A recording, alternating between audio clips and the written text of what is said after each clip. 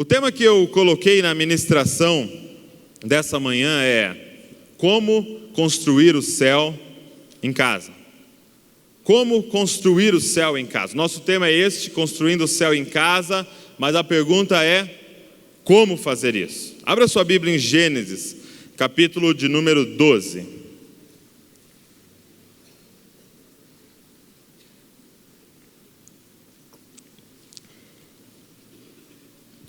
Gênesis, capítulo de número 12.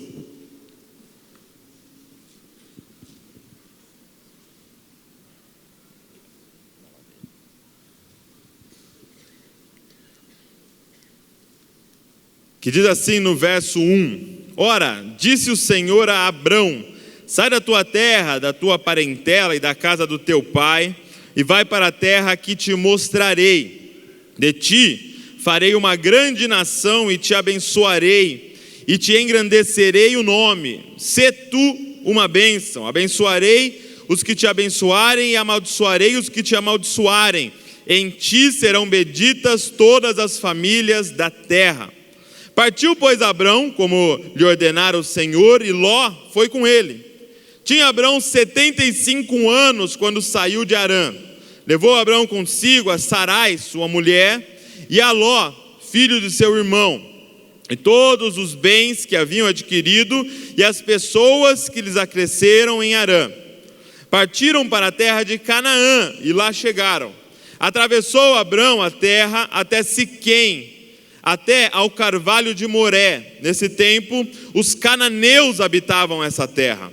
Apareceu o Senhor a Abrão e lhe disse: darei à sua descendência esta terra. Ali edificou Abrão um altar ao Senhor que aparecera.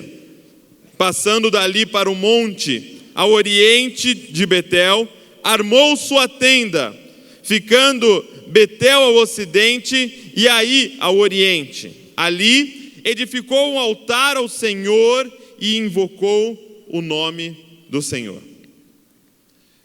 Como construir o céu dentro de casa? Primeira maneira para você construir o céu na sua casa é esta: viva em tendas. Viva em tendas. Nós vemos aqui no verso 8 que diz: passando dali para o monte ao oriente de Betel, Abrão armou a sua tenda. O que significa viver em tendas? Quando Moisés vai e, movido pela mão de Deus, liberta o povo do Egito, e eles estão andando pelo deserto, a Bíblia diz que eles viviam em tendas. Era o povo que vivia em tendas. O que significa viver em tendas? Viver em tenda significa: eu não sou daqui. Viver em tenda significa: eu estou de passagem. Eu não vou construir uma casa de pedras, de tijolos, porque eu não sou daqui. Eu estou de passagem por aqui. Se nós quisermos construir o céu em casa, é necessário primeiro entendermos: nós não somos daqui. Você não é daqui. Deus trouxe você aqui hoje, nessa manhã, para te relembrar: você não é daqui. Eu vi a história de um missionário que estava em outro país trabalhando e plantando igrejas e servindo ao Senhor. E ele passou ali nesse outro país muitos anos e fez todo um lindo trabalho naquele país. E chegou então o tempo de Deus dele retornar. Então ele pegou um navio e estava voltando para a sua terra de origem. E coincidentemente nesse navio estava o presidente do país dele. E ele, no meio da viagem, aquela viagem longa, teve a oportunidade então de conversar com o presidente. E ele conversou, contou o que estava fazendo naquele país. E o presidente contou algumas coisas e a viagem continuou. Chegando ao término da viagem, quando eles chegaram no porto, os dois foram descer. E primeiro desceu o presidente. E o presidente desceu e havia uma multidão esperando o presidente. Flashes para todo lado, fotos, repórteres, aquele cordão de isolamento por causa daquela bajulação, pessoas gritando, pessoas ovacionando o presidente. E o presidente desceu. Em seguida, desceu o missionário. E ele está descendo desse navio e não tinha ninguém lá esperando ele. Ninguém. E ele desce do navio, pisa em terra firme e não tem ninguém. Esse missionário conta que ele vai para casa fazendo uma oração, seu pensamento: Deus, isso é justo? Esse homem que não te serve, esse homem que não te conhece, que não cumpre os seus mandamentos, que gasta o dinheiro dele de forma tão irresponsável, que vive na luxúria, chega em casa e recebe essa calorosa recepção. Agora, quando eu chego em casa, depois de ter trabalhado anos para o Senhor, depois de ter gastado a minha vida no campo missionário, eu que te sirvo, que te conheço, chego em casa e não recebo nada, nenhuma recepção, ninguém tirando uma foto minha, nada. E Deus responde então para este missionário: quem disse que você chegou em casa? Quem disse que você chegou em casa? Nós não somos daqui. Nós não somos daqui. Você não pode amar este lugar porque você não é daqui. Você é do céu. Um dia Deus soprou você para dentro deste corpo e um dia você vai retornar para Ele. Você não é daqui. Esse momento aqui é apenas uma passagem, é apenas uma peregrinação por essa terra. Nós não somos daqui. E a melhor forma que eu encontrei para ilustrar isso foi com essa corda aqui. Eu trouxe uma corda para tentar ilustrar isso aqui.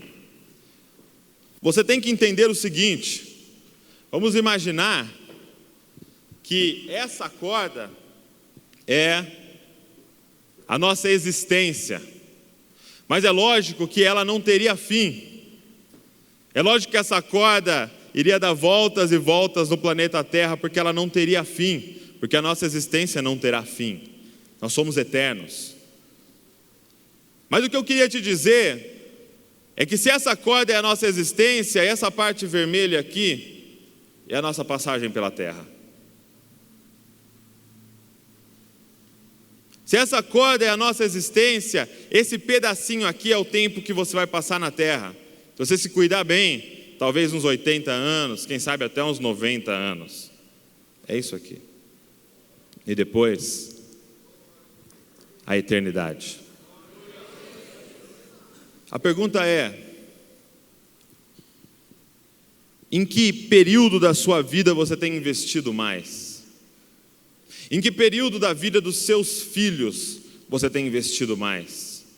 Porque eu vejo pessoas se descabelando, falando: meu Deus, e o que eu vou fazer aqui, ó? Meu Deus, ai, amanhã, olha. Não, eu estou fazendo um investimento, porque quando chegar aqui, ó, aqui, eu vou ficar tranquilo.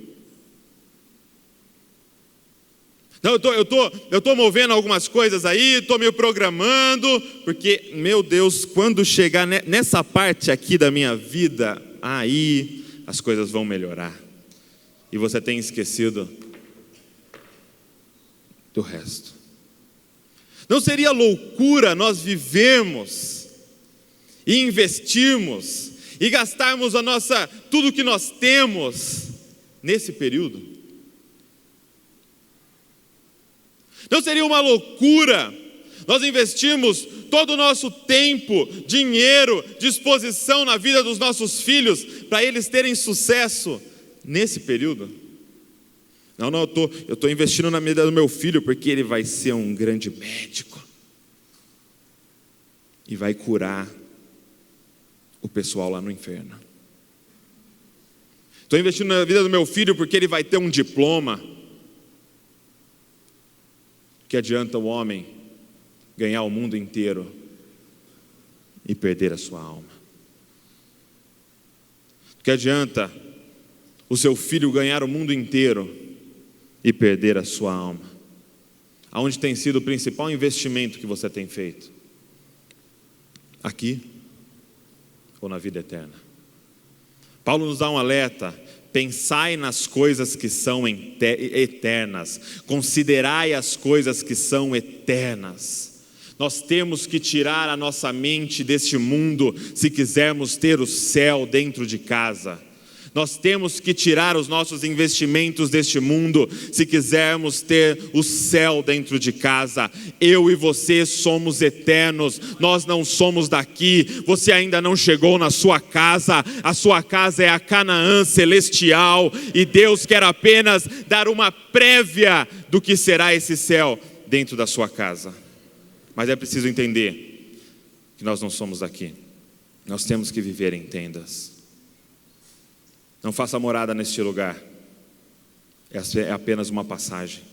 É apenas um período. O melhor está por vir. Você crê nisso? Você crê nisso? Então eu acredito que muita coisa na nossa vida tem que mudar. A forma que nós temos vivido tem que mudar. Se nós cremos no céu, a forma que nós temos vivido tem que mudar. Ei, maridão, a Bíblia é muito clara em dizer: no céu nós não seremos casados. Nós não seremos casados no céu.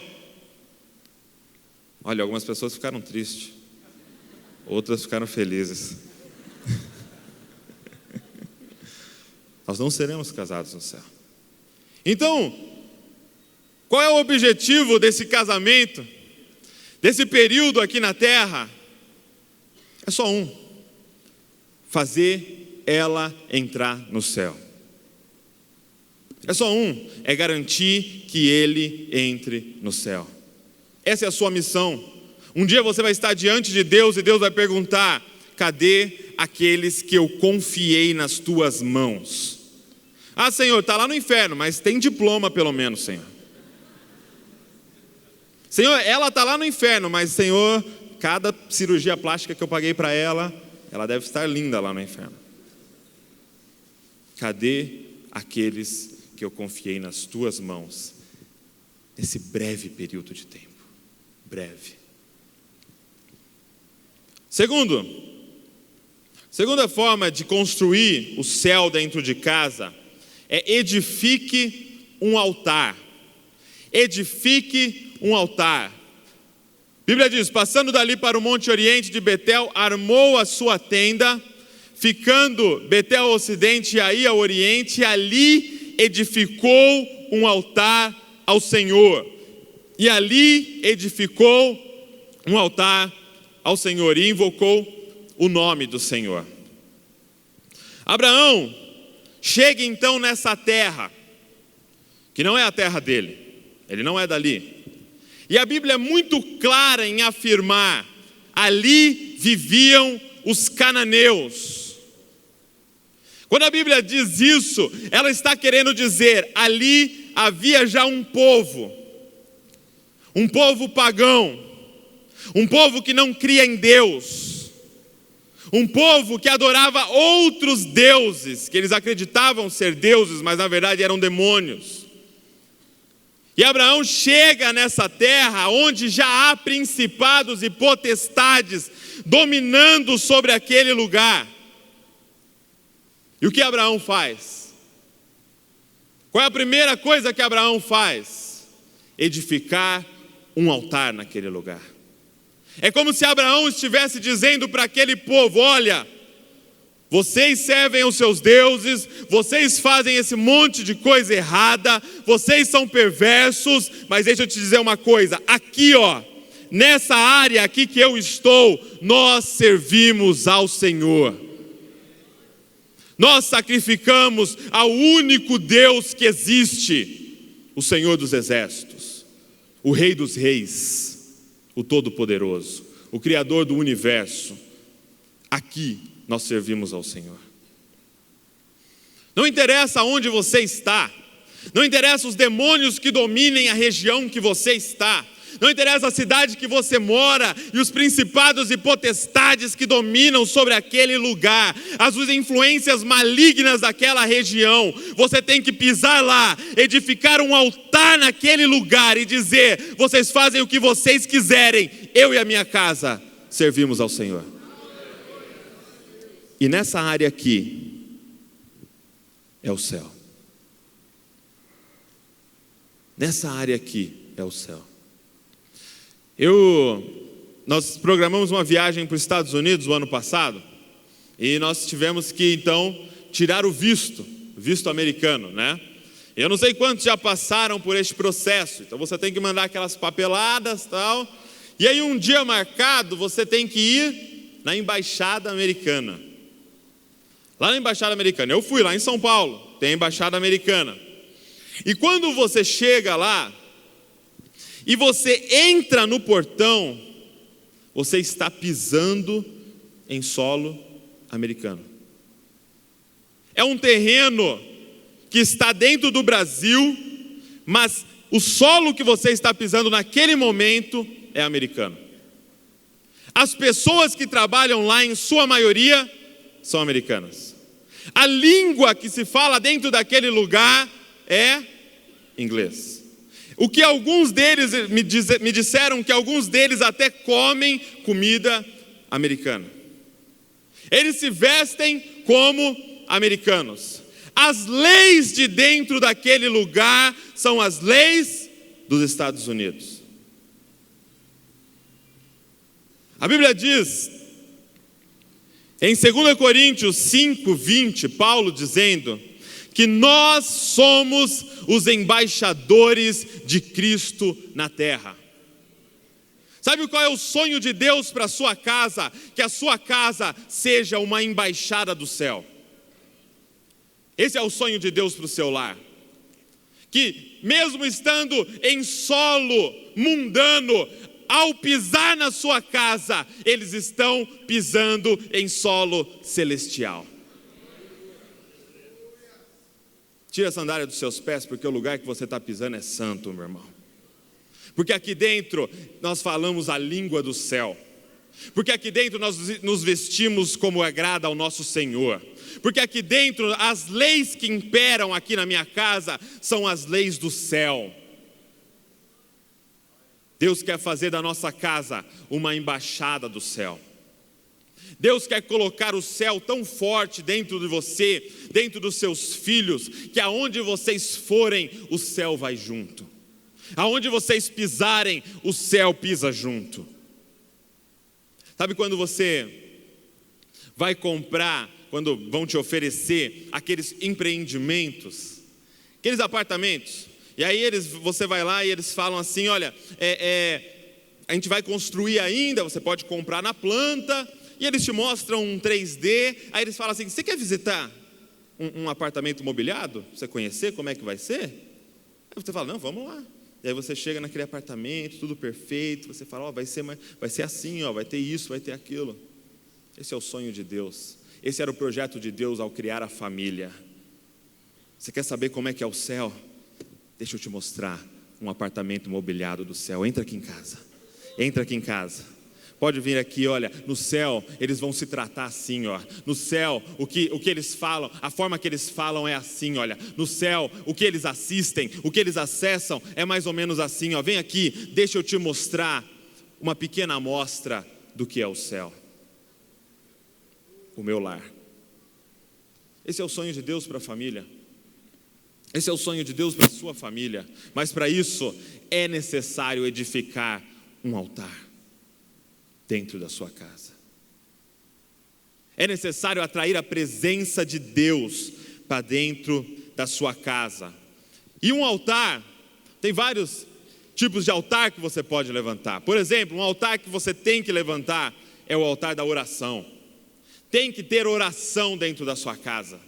Tem que ter oração de manhã, oração no almoço, oração à tarde, oração para sair, oração ao chegar, oração antes de dormir, oração em aniversário, oração em todas as comemorações, oração o tempo todo. Tem que ter oração o tempo todo dentro da sua casa, porque o Deus do universo é que domina sobre a sua casa, e tudo que se vai fazer, se pergunta, se pede, se agradece a Ele. Você tem levantado o altar da oração dentro da sua casa? Você tem praticado orar sem cessar? Os seus filhos veem você orando, você ora com a sua esposa. Olha, não teve nenhuma vez que eu orei com a minha esposa e eu consegui dormir brigado. Não existe. Um casal que leva uma vida de oração não deixa o sol se pôr sobre a ira dele. Não tem como. Se você fizer um propósito de orar todos os dias antes de dormir, não tem como nenhuma briga permanecer na sua casa. Porque como é que você ora brigado? Como é que você ora brigado? É necessário fazer as pazes antes de orar. E toda vez que você entra na presença de Deus, Ele sempre fala, toda vez que eu brigo com a Val, e aí eu vou orar, Deus me fala, você está errado. Não interessa quão certo eu pensava estar, quando você dobra os joelhos, Deus vai te falar, você está errado. Sabe por quê? Porque não interessa o que aconteceu, tem uma filha minha lá machucada. E se tem uma filha minha machucada, você está errado. Eu não posso ver a minha filha triste. E a mesma coisa para a esposa. Não interessa o que você fez, se o seu marido está chateado, você está errado. Vá e resolva. Vá antes de dar a sua oferta, antes de sacrificar, e resolva. Tenha uma vida de oração. E os nossos filhos precisam nos ver orando. Eu tenho uma filhinha de 2 anos, ela fez 2 anos agora. Sabe qual é o meu sonho? Vou contar para vocês meu sonho. É que quando alguma criancinha na escola dela cair e se machucar, ela vai lá, coloque a mão na criancinha e faça uma oração pela criancinha. Esse é meu sonho. Porque aí eu vou falar, não, ela está entendendo o que eu estou fazendo. Ela está entendendo o que eu estou fazendo. Erga o altar da oração dentro da sua casa. Quando Deus pede para Abraão, Isaac, e Abraão leva Isaac então até o monte para sacrificá-lo. Isaac fala assim, olha pai, espera aí, estou vendo a lenha, estou vendo o altar, mas eu não estou vendo uma coisa aqui, pai, o cordeiro. Cadê o cordeiro, pai? Sabe o que isso me mostra? É que Isaac conhecia o altar do sacrifício. Isaac sabia o que era culto ao Senhor, porque Abraão levava Isaac para o sacrifício. Abraão levava Isaac toda vez que ia sacrificar. Toda vez que você entrar no altar da oração, os seus filhos têm que ver, os seus filhos têm que estar juntos, eles têm que saber a importância que você dá à oração dentro da sua casa. Erga o altar da santidade dentro da sua casa. Nós não podemos deixar o mundo entrar dentro de casa, gente. Nós temos que erguer de uma vez por todas esse altar. Não dá mais tempo, gente. Nós estamos vivendo os últimos momentos na terra. Esse altar tem que se levantar dentro de casa. Essa sujeira que o mundo manda não pode estar dentro do nosso lar. Não pode. É inadmissível. Dentro do meu lar, essa sujeira não entra. Você pode ir lá perguntar para minha esposa, se eu estiver assistindo um filme e no meio do filme tiver qualquer coisa sobre adultério, eu desligo aquele filme. Se eu souber que no filme tem homossexualidade, eu não assisto aquele filme. Na minha casa não entra uma música secular, nada. Não entra. Pode falar o que quiser, pode falar que eu sou legalista, mas eu quero ter a certeza que o altar da santidade está de pé dentro da minha casa. Eu preciso ter essa certeza. Eu preciso ter essa certeza. Eu lembro de uma época que lá em Bragança, algumas pessoas se levantaram para falar mal do meu pai, difamar meu pai. E aí eles começaram a falar, porque como meu pai viaja e faz eventos, e tem o ministério itinerante, vende livros. Por exemplo, algumas situações ele foi para os Estados Unidos para ministrar. E aí se levantavam alguns e falavam, não, ele está indo com o dinheiro da igreja. Está vendo? Está indo para a Disney com o dinheiro da igreja. e tal, e falando mal, difamando meu pai. E aí você me pergunta, você odeia essas pessoas? Não, odeio. São pessoas que ainda não encontraram Jesus, simplesmente. Não odeio essas pessoas, mas eu não convido elas para sentar no sofá da minha casa e bater um papo comigo. Não convido. Eu não paro em rodinhas para falar com ela. Eu não entro no computador e chamo elas para bater um papo. Deixa eu te falar uma coisa. Você tem deixado entrar na sua casa coisas que difamam o seu pai. Você senta no sofá da sua casa e liga aquela televisão, e coisas que difamam, que entristecem o seu pai, têm entrado dentro da sua casa. Você tem sentado naquele computador e acessado coisas que entristecem o seu pai, que fazem Deus chorar, e você tem rido com elas. Eu me recuso a rir daquilo que faz meu Deus chorar.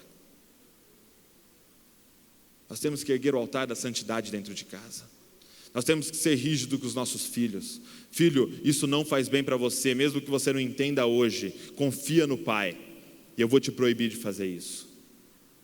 Se for necessário, corta a televisão. Se for necessário, cancela a internet. Se for necessário, não deixa sair. Mas tenha certeza que o altar da santidade está de pé dentro do seu lar. E o altar da obediência. Mas aí eu já entro nesse terceiro ponto. Como construir o céu em casa? Obedeça sem questionar. Obedeça sem questionar.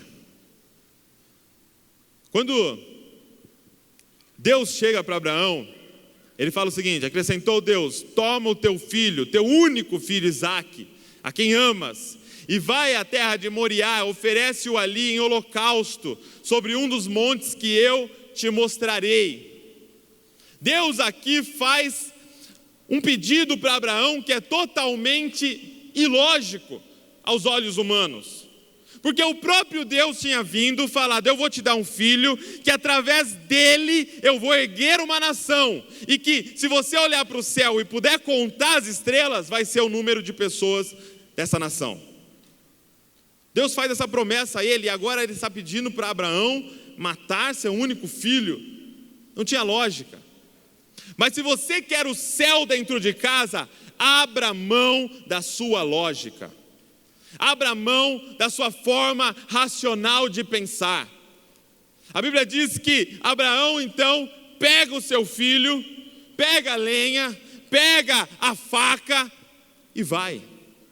Por quê? Porque ele confiava no Deus que ele servia. Todas as vezes que nós confiamos na nossa lógica, nós estamos dizendo para Deus: eu não confio no Senhor. Obedeça sem questionar. Isaías capítulo 55, verso 8, o que diz? Conhecidíssimo. Isaías 55 diz assim: porque os meus pensamentos não são os vossos pensamentos, nem os vossos caminhos os meus caminhos, diz o Senhor. Porque assim como os céus são mais altos do que a terra, assim são os meus caminhos mais altos do que os vossos caminhos, e os seus pensamentos mais altos do que os vossos pensamentos. Os pensamentos de Deus são muito maiores do que os nossos pensamentos. Os caminhos de Deus são muito maiores do que os vossos caminhos. Assim como o céu é distante da terra, é a distância entre o meu pensamento, a minha forma de pensar, o meu raciocínio e o raciocínio de Deus. Por que que nós continuamos a confiar no nosso próprio raciocínio, ao invés do raciocínio de Deus? Por que que nós questionamos a Deus? Por que que nós vemos uma ordem de Deus e decidimos não fazer? Porque pela lógica é melhor não cumprir. Obedeça sem questionar. Deus é soberano. Deus, Ele é infinito. Você já parou para pensar sobre a mente de Deus? sobre o tamanho da mente de Deus, um Deus que ouve todas as orações ao mesmo tempo e consegue entender cada uma individualmente. Se sua mulher fala com você assistindo televisão, você não entende o que ela está falando? Se você estiver digitando alguma coisa e alguém falar, você não sabe o que a pessoa está falando? Você quer comparar a sua mente à mente de Deus? Você quer comparar o seu raciocínio com o raciocínio de Deus? A Bíblia diz que Deus conta as estrelas e chama elas pelo nome. Você sabe quantas estrelas existem? Alguns cientistas chutam que exista 1 sextrilhão de estrelas. Você sabe o que é 1 sextrilhão? Eu também não. É um número gigantesco. Eu nunca vi nada que tenha 1 sextrilhão. Deus conta as estrelas e as chama pelo nome. Você não consegue lembrar o aniversário da sua sogra, e você quer comparar o seu pensamento ao pensamento de Deus e dizer: Deus, peraí, eu acho que eu sei melhor o que fazer nessa situação do que o Senhor. Deus, mas matar meu filho, peraí, não é lógico, Deus, porque o meu filho vai ser o pai de uma geração. Confie em Deus. Confie em Deus, abra a mão dos seus pensamentos e comece a deixar Deus pensar dentro da sua casa. Sabe o que é o céu? Você sabe o que é o céu? O céu, às vezes a gente pensa, não, o céu em casa é paz, é alegria. Todos os dias eu acordo feliz e realmente no céu tem paz, tem alegria. Mas veja o que é o céu. Abra sua Bíblia, Apocalipse 4. Apocalipse 4, vamos ver o que é o céu. Diz assim, no verso, vamos ler o verso 1. Depois dessas coisas, olhei, e eis não somente uma porta aberta no céu, como também a primeira voz que ouvi, como de trombeta ao falar comigo, dizendo: sobe para aqui, e te mostrarei o que deve acontecer depois dessas coisas. Então João foi para o céu. Imediatamente eu me achei em espírito, e eis armado no céu um trono, e no trono alguém assentado, e este que se acha assentado é semelhante no aspecto à pedra de jaspe e de sardônio, e ao redor do trono há um arco-íris semelhante no aspecto à esmeralda. Ao redor do trono há também 24 tronos, assentados neles 24 anciãos vestidos de branco, em cujas cabeças estão coroas de ouro. Do trono saem relâmpagos, vozes, trovões, e diante do trono ardem 7 tochas de fogo, que são os 7 Espíritos de Deus. Há diante do trono como que um mar de vidro semelhante ao cristal, e também no meio do trono e à volta do trono 4 seres viventes, cheios de olhos por diante e por detrás. O primeiro ser vivente é semelhante a leão, o segundo semelhante a novilho, o terceiro tem um rosto como de homem, o quarto ser vivente é semelhante à águia quando está voando, e os 4 seres viventes têm cada um deles respectivamente 6 asas, estão cheios de olhos ao redor e por detrás. Não tem descanso nem de dia nem de noite, proclamando: santo, santo, santo é o Senhor Deus Todo-Poderoso, aquele que era, que é e que há de vir. Isso é o céu. E se você quer o céu dentro da sua casa, você terá que ter um trono no centro, onde o Todo-Poderoso está assentado, e tudo que existe lá gira em torno desse trono. São 24 anciãos em torno do trono. São 4 seres viventes ao redor do trono. Ao redor do trono. A sua família tem que viver ao redor do trono de Deus. Ao redor do trono de Deus. Ao redor do trono de Deus. Em toda casa existe um trono. A pergunta é: quem está sentado nele? Que somos adoradores, todos sabemos. A pergunta é: quem é que você adora? Sabe uma coisa que eu vejo aqui em Abraão? Ele faz questão de afirmar para o filho dele: filho, entre Deus e você, eu fico com Deus. Filho, Deus é mais importante do que você, entenda. Filho, quem está sentado nesse trono, no centro da nossa casa, chama-se Deus. Se os nossos filhos não entenderem isso, nós podemos idolatrar os nossos filhos. Nós podemos transformar nossos filhos em ídolos. E o que é um ídolo? Paulo nos diz que um ídolo nada mais é do que um demônio disfarçado. Toda vez que você idolatra o seu filho, você está demonizando o seu filho, porque ele vai crescer achando que ele é mais importante do que Deus. Toda vez que você deixa de ir à casa do Senhor por causa de alguma questãozinha simples do seu filho, você está demonizando o seu filho. Toda vez que você deixa de fazer algo para Deus por causa de uma questão simples ali do seu filho, da sua filha, você está demonizando a sua filha, porque ela está entendendo, entre Deus e eu, eles ficam comigo. Não idolatre os seus filhos.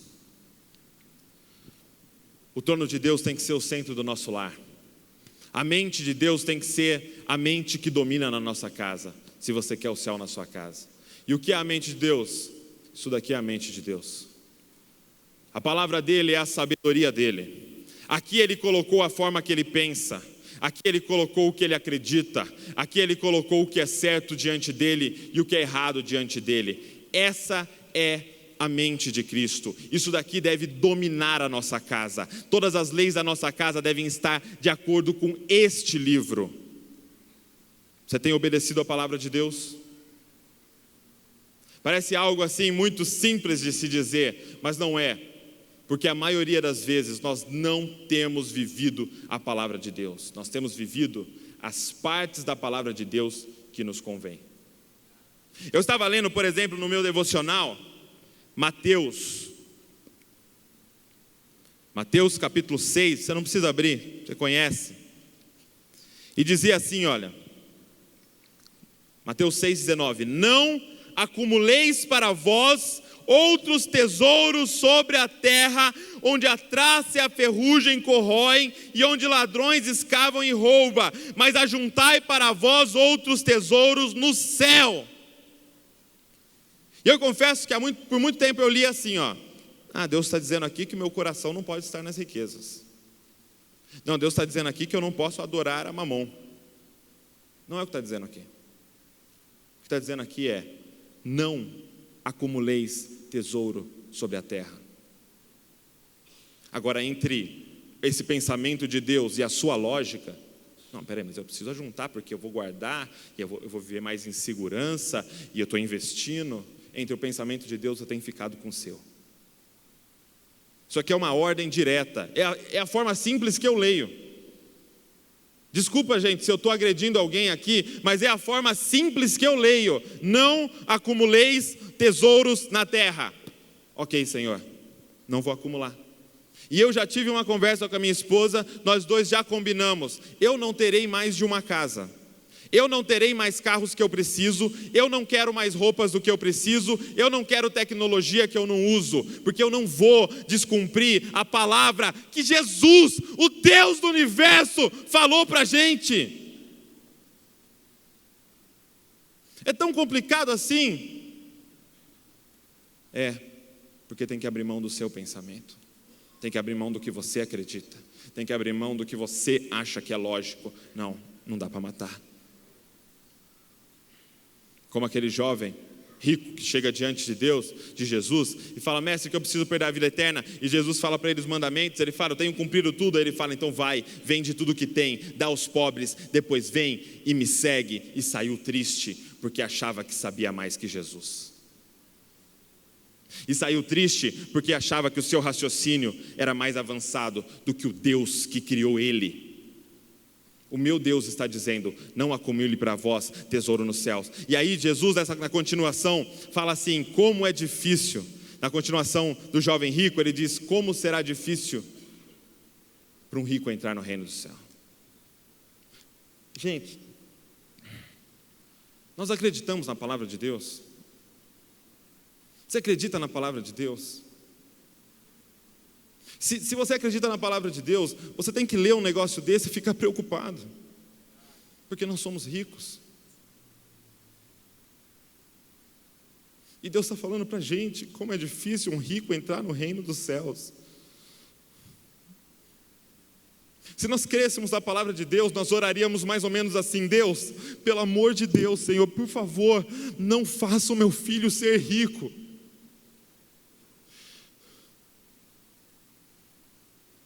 Não deixe o meu filho ser rico, não deixe o meu filho entrar na condição daqueles que dificilmente entrarão no reino dos céus. Nós temos que crer na palavra de Deus, gente. Ela é a verdade absoluta, ela é a mente de Deus, mas nós temos ignorado ela ou crido em porções que nos interessam. Se você quer o céu em casa, a mente de Deus tem que dominar dentro do seu lar. Seja lá o que ela fale, obedeça, mesmo que não tenha lógica. Eu vejo mais ou menos assim. É como se eu chegasse para a Luísa, ela tem 2 anos hoje, mas vamos imaginar que ela tivesse uns 5 anos de idade. E aí eu chego para a Luísa e falo assim: Luísa, vem aqui, filha, seu quarto está bagunçado, vai arrumar o seu quarto. Aí ela fala assim: tá bom, pai, pode deixar. E aí ela vai, sai da minha presença lá. E aí ela volta depois de algum tempo: pai, você não sabe o que eu fiz. Decorei o que o senhor falou. Vai arrumar o seu quarto. Eu falo: muito bem, filha, parabéns. Mas você arrumou? Não, ainda não. Ainda não arrumei. Mas vai arrumar o seu quarto. Você decorou agora? Ela: tá bom. Aí ela sai. Passa um tempo, ela volta: pai, o senhor não sabe o que eu fiz, pai. Compus uma música que o senhor falou. Vai arrumar o seu quarto. Eu arrumo o meu quarto todos os dias. É, filha, você arrumou? Não, pai, ainda não tive tempo, estava fazendo a música, né, pai? E aí, ela sai, depois ela volta: pai, você não sabe o que eu fiz hoje na escola, pai? Nós fizemos uma célula. Sabe qual é o tema? Formas de arrumar um quarto. Discutimos maneiras de arrumar o quarto, maneiras mais rápidas, maneiras mais completas. Como podemos cumprir esse mandamento do pai? Vai arrumar o seu quarto. E aí eu pergunto para ela: você arrumou, filhona? Ainda não. Talvez ela chegue numa segunda-feira para mim e fale assim: pai, você não sabe onde eu fui esse final de semana? Congresso Nacional dos Arrumadores de Quarto, lá em Poços de Caldas. Pai, 4 dias falando sobre isso. Foi uns americanos falar sobre arrumar o quarto, pai. Que coisa linda. É, filha, você arrumou? Ainda não, pai. Qual é o dia que você vai arrumar o seu quarto? Sabe o dia que você vai agradar o seu pai? O dia que não for só o hino, o dia que não for só a decoreba, o dia que você arrumar o seu quarto. Toda palavra que você ouvir aqui, saia daqui e corra para praticar. Corra. Porque se você não praticar o que você ouviu e o que o Espírito Santo ministrou dentro de você, a próxima palavra que você ouvir vai ser um pouco mais fácil de ignorar. E a próxima vai ser um pouco mais fácil de ignorar. E a próxima vai ser um pouco mais fácil de ignorar. E quando você menos perceber, você está ouvindo palavras e não fazendo nada ao respeito, porque virou um hábito seu. Não podemos cair nessa armadilha. Eu cheguei em casa um dia, eu estava muito assim, agitado por causa do serviço, tirado algumas coisas erradas. E aí eu falei: vou decorar um salmo. Para ver se eu fico melhor. E aí eu decorei: elevo os meus olhos para o monte, de onde me virá o socorro? O meu socorro vem do Senhor, que fez os céus e a terra. E aí eu fiquei com aquele salmo na cabeça, e eu ficava recitando ele o dia inteiro. Elevo os meus olhos para o monte, de onde me virá o socorro? O meu socorro vem do Senhor, que fez o céu e a terra. Isso me acalmava, isso me trazia paz. E aí um dia, eu estava na igreja, e meu pai estava ministrando numa quarta-feira. E eu estava sentado lá atrás com a minha esposa. E entrou 3 homens dentro da igreja, muito estranhos, homens estranhos assim, e sentaram atrás. Eu olhei e pensei, né? Na igreja entra todos os tipos de pessoas. Só que a minha esposa começou a ficar incomodada. Falou: Douglas, você viu aqueles homens estranhos? Eu falei: vi. De repente, um diácono que é policial já ficou de olho. De repente, outro amigo nosso que é policial levantou, e eu fui falar com ele: olha, você reparou uns caras estranhos? Ele falou: estou indo ver isso agora, porque eu já me senti mal em relação a isso. E eles olhando para o meu pai. Tá. E aí, de repente, meu pai falou sobre o ladrão, uma passagem sobre o ladrão, das ovelhas, e que o ladrão vem para roubar as ovelhas, e aí eles riram entre eles. Achou estranho? De repente o celular do meu pai toca, e por coincidência ele atende, porque era o alarme da editora. E aí ele me dá o telefone, ele me chama lá no púlpito e fala: ó, é o alarme, vê lá para mim o que é. Quando falou que era o alarme, 2 levantaram e saíram, e ficou um lá dentro. E aí eles estavam lá fora fumando e tal. Depois eles entraram, chamaram o terceiro e foram embora. Eu tive uma sensação horrível aquele dia. Sabe aquela sensação de que você não está seguro? Sabe aquela sensação de que você está num mundo aberto e que podem te pegar, podem fazer mal para você, a qualquer momento. Você não tem segurança. Você pode entrar no seu carro, você pode estar entrando na sua casa, você pode estar na igreja, você pode estar no trabalho e acontecer alguma coisa. Me bateu aquela sensação. E eu e a minha esposa fomos para casa angustiados. E chegamos em casa angustiados. E aí começamos a orar. Deus, por que isso, Senhor?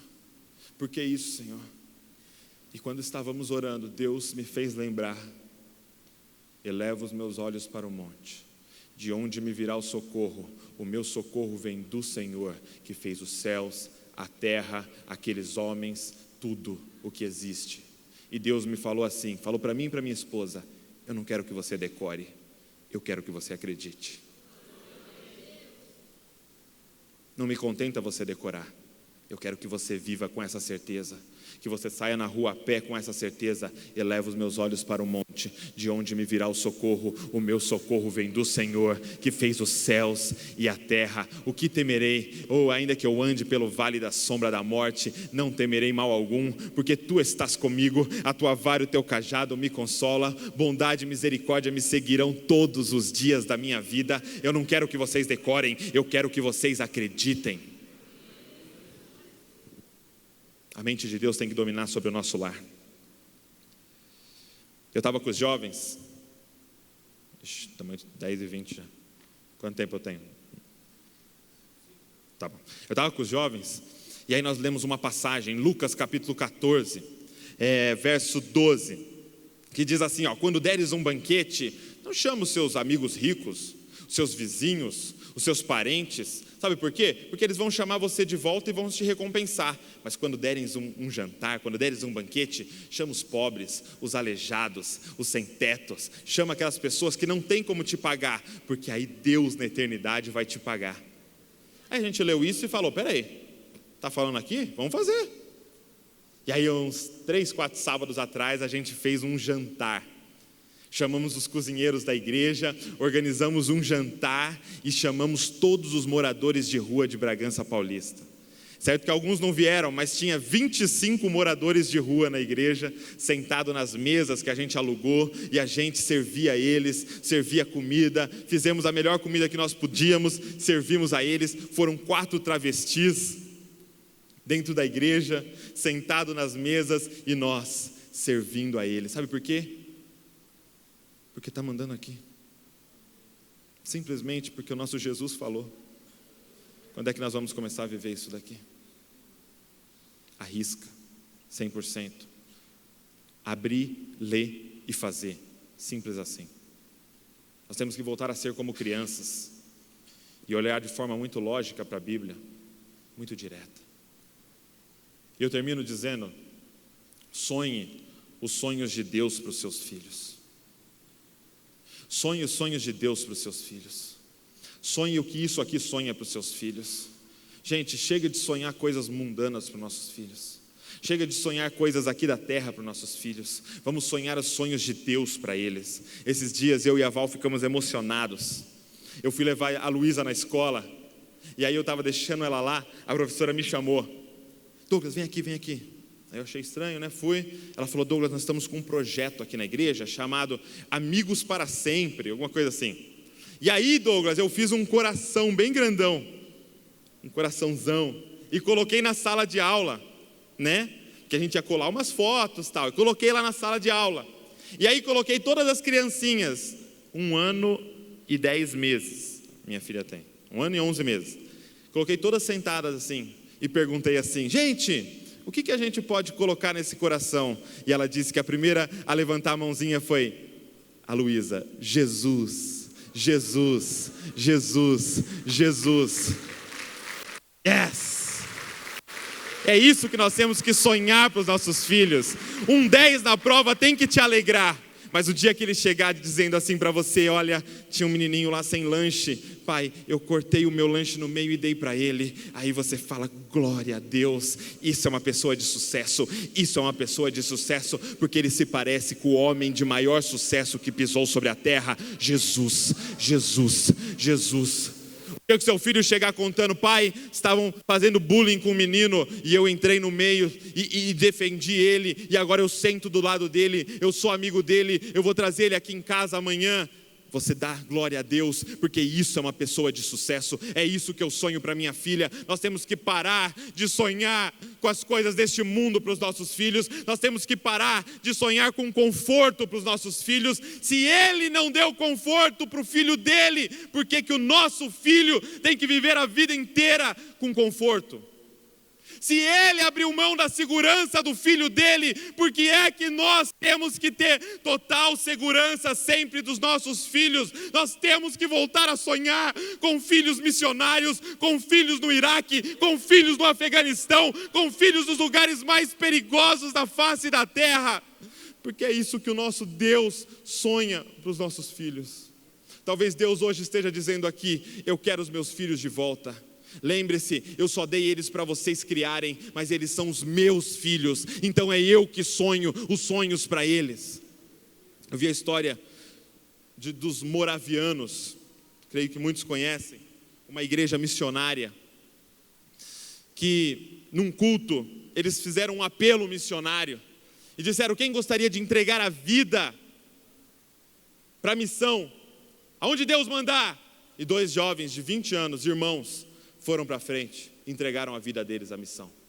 E aí, Deus colocou no coração deles, para onde eles deveriam ir. Era uma ilha de escravos, e nessa ilha, o dono da ilha era um inglês, e ele tinha 2.000 escravos nessa ilha, que trabalhavam para ele.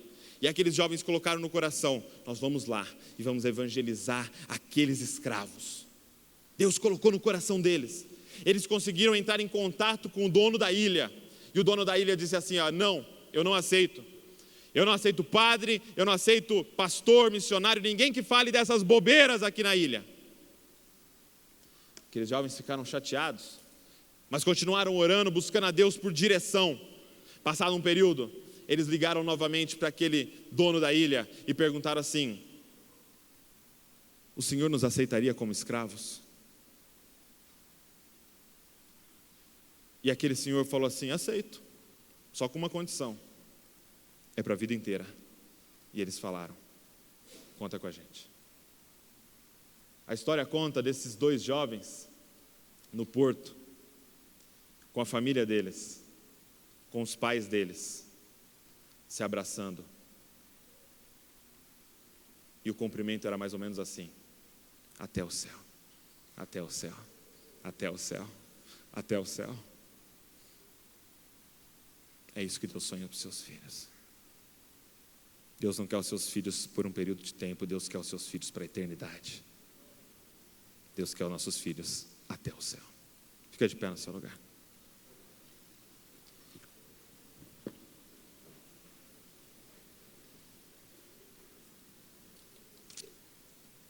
Vamos orar. Deus,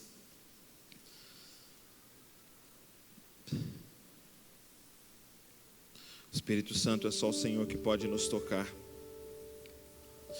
É só o Senhor que pode nos convencer, Senhor. Eu falei, Pai, mas é só o Senhor que pode fazer alguma coisa nesses casais, Senhor. Então eu chego no momento mais importante dessa palavra, Pai, que é o momento de falar contigo e te suplicar, Senhor. E te suplicar, Senhor, nos muda, Pai. Pai, temos nos envolvido com este mundo, Senhor. Senhor, temos pensado que essa vida é para sempre, Senhor Jesus, mas não é, Pai. É apenas um pequeno período, Senhor Jesus, para a eternidade, Senhor. Não deixa, Pai, que a gente se iluda com este mundo, Senhor. Nós não somos daqui, Pai, nossa família não é daqui, nós somos do céu, Senhor. Então eu clamo a Ti, Senhor. Faz de novo a eternidade ficar viva, Senhor, na mente dessas pessoas aqui, Senhor. E Pai, que elas saiam daqui e cumpram essa palavra, Senhor. Cumpram essa palavra, Pai. Que elas cheguem em casa, Pai, abram a Bíblia, Pai, e simplesmente o que falar lá elas façam, Senhor. Porque é a Tua mente que domina sobre o lar deles, Pai. Porque eles têm o céu dentro de casa, o Teu trono como centro, e eles simplesmente vivem ao redor do Teu trono, Senhor. Pai, que a casa deles seja uma amostra do céu, Pai. Uma pequena amostra do que será aí em cima, Senhor, vivendo a eternidade contigo, Senhor. Pai, que todo principado e potestade que domina na mente das pessoas, Senhor, seja expulso agora, Pai. E que a mente desses casais sejam levados cativos a Ti, Senhor. Tira as vendas, Pai. Cura o cego, Senhor. Cura o surdo, Pai, espirituais, Senhor. Em nome de Jesus, Pai. E que o céu seja na nossa casa, Pai. E que os nossos filhos, Pai, tenham um céu dentro deles, Pai. E que o céu também seja dentro da casa deles, Pai. Em nome de Jesus, Pai, é o que nós te pedimos, Senhor, e te agradecemos, em nome de Jesus, amém, Senhor.